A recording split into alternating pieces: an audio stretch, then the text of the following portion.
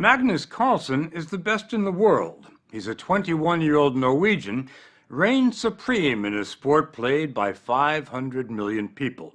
It's chess. Many don't think of it as a sport because nobody moves. But chess masters will tell you it can be more brutal than boxing. That's because at the championship level, the objective is not only to win, but to demolish your opponent. That can take hours. The best players need extraordinary endurance, so most of them are young. Magnus is the youngest #1 ever. And no one can explain to you how he does what he does. It seems to come from another world, which is why he's become known as the Mozart of chess. The story will continue in a moment.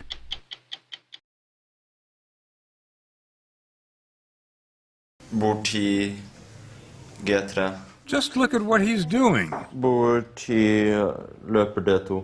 Competing against 10 players simultaneously. Bord 4, løper G7. That in itself is not extraordinary, but Magnus cannot see the boards. He's facing the other way. Bord 5, C slår D4.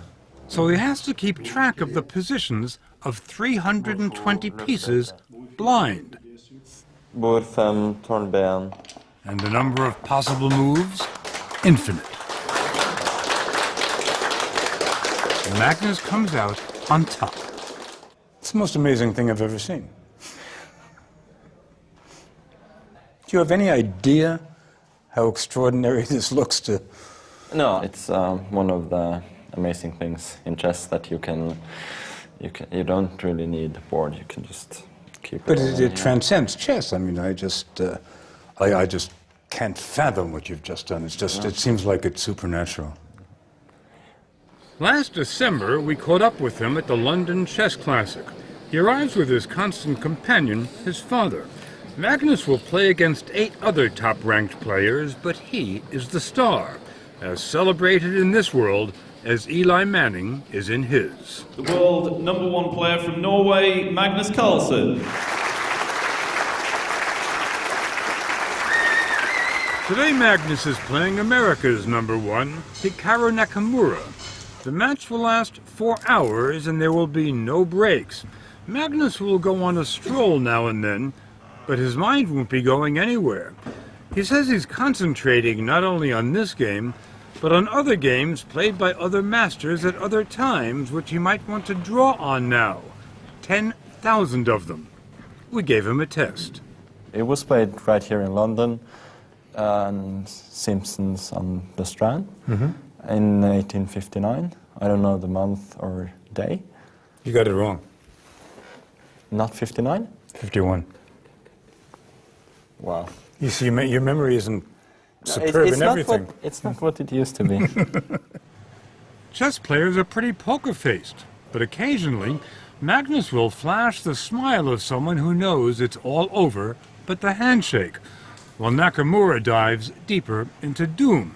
Magnus was playing brilliantly, and he knew it. Is there anything in life more satisfying than that feeling when you're playing brilliantly? I don't know, but it's really, up there. It's pretty good. Yes. The spectators seem as mesmerized as the competitors. They're all chess players, of course. If they weren't, it would be like watching paint dry. Worldwide, 100,000 are watching on their computers. The suspense keeps building until endgame, by which time it's cutthroat. But do you enjoy it when you see your opponent squirm? Yes, I do. I enjoy it when I see my opponent, really suffering when he knows that I've outsmarted him. If I lose just one game, then usually, I just want to really get revenge. This is war, isn't it? Yeah, yeah. For 50 years, chess was war. It was a battleground in the Cold War with the Russians, who were dominant. But then an American came along. His name was Bobby Fischer. In 1972, he took on the Russian champion Boris Spassky, and he won. It was an international spectacle, and the enthusiasm has not waned. What number is this? Back in London, just down the corridor from where Magnus is playing, 500 novices are learning how to master kings and queens. Do you ever play any grown-ups? Yes. Yep, I do play grown-ups. In fact, I'm getting to the hang of playing grown-ups. Who's your favorite chess player? Bobby Fischer. Bobby Fischer. And I like Magnus Carlsen. You like Magnus? Chess is now routinely taught in schools all over the world, including the United States. In some countries, it's compulsory. Chess can be taught, but not genius. Magnus seemed like a normal enough kid growing up outside Oslo. But wait a minute. When he was 5, he could name almost all the countries in the world, and their capitals, and their populations. Magnus's father, Henrik, didn't think that was terribly unusual. He did have a good memory and the ability to concentrate for hours at a time on a specific topic, and he seemed to be interested in a lot of things, new things all the time. But I thought that was normal. What got him into chess? Sibling rivalry. His older sister started to play, so he wanted to beat her, which he did, quickly. Then he started winning tournaments. Before long, he became a celebrity, one of the first Norwegians to excel in a sport that did not involve snow. People lined up in shopping malls to play him. When he won, Magnus said it was just a game, no big deal. He couldn't understand why people were making such a fuss. Why this? All people want to talk with little me, you know. Magnus's parents took him and his sisters out of school for a year, rented out their house, sold their car. It was part holiday, mostly chess. They went to Reykjavik, Iceland, which is where Magnus took a leap into legend, when he was matched against Garry Kasparov, the Russian, considered by many to be the greatest ever. And how did Magnus prepare? By reading up. Kasparov kept the 13-year-old kid waiting for half an hour, and when he did arrive, he didn't even say hello. It was speed chess, the Formula One of the sport, a race against the clock. Kasparov started slow. Magnus started getting bored. I sat there for a few seconds and then I thought to myself, you know what, I don't know why he's thinking, but I know what my response is going to be anyway, so I'll just walk off and watch the other games. Kasparov had never played anyone so young, but he did not exude confidence or happiness, and he did not win. Magnus played him to a draw. It was a sensation. Kasparov left quickly. No nice game, kid. Nothing. How did Magnus react? Guess. He thought he had blown it. When I actually got the winning position, I had little time, I was nervous, and I couldn't finish him off. Why were you nervous? I was playing Kasparov. I was intimidated.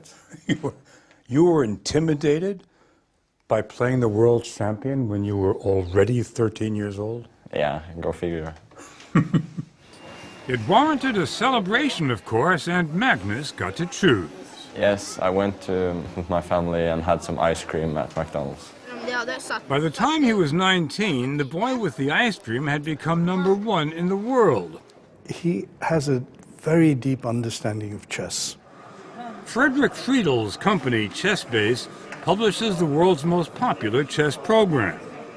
Is this an indication of genius? Of genius and raw talent. Now, Magnus has still hasn't reached his peak.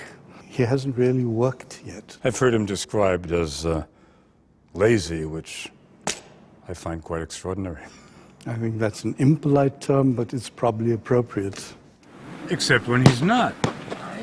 Magnus plays soccer whenever he can break away from the board. He's got a mean backhand, and he's moonlighting as a model. There's never been much money in chess, but Magnus is changing that. Sponsors are lining up to endorse him. He's making about $1.5 million a year. But it's a solitary life. Magnus is on the road 200 days a year now. Between matches, he is alone in his hotel room, getting ready for tomorrow's game. He works out almost every day, knows he can't concentrate, for it's often 7 hours unless he's in shape. Magnus says he wouldn't be able to tolerate this life if it weren't for his father, who's always there for him. When you travel with Magnus, what's your role? I'm a servant. And a chess fan. You enjoy the games. Yes. And so, he says, does Magnus. Boy, when you look at him, when I look at him, enjoyment is not the word that comes to mind. It should. Maybe you have to compare it to a writer or a painter. I mean, probably if you see them at work, they're not smiling or having an easy time. They're exploiting their mind to the utmost, and the same with the chess players. But that level of concentration is not danger-free. A fair number of grandmasters have gone mad, which is what happened to Bobby Fischer in his later years. This was not an arrest. This was a kidnapping. It was all cooked up. Do you ever think about that? Yes, I do. You know, when I was watching the recent film about Bobby Fischer, I was thinking, you know, is this going to be me in a few years? I don't think that's going to happen, but you know, it made me think a little bit that, you know, I have to be aware of this, at least. People have described you as the Mozart of chess. How do you react to that? Yeah, maybe, but was Mozart ever asked how he does this? I don't.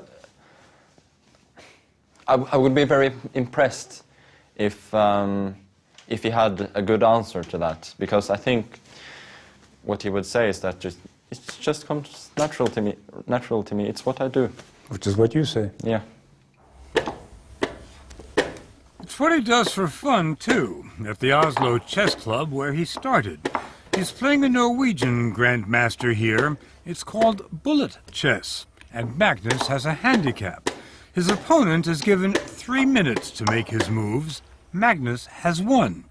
It's just a friendly match, but Magnus always hates to lose, so he doesn't. Oh, where's he? You got him. Yeah, I got him.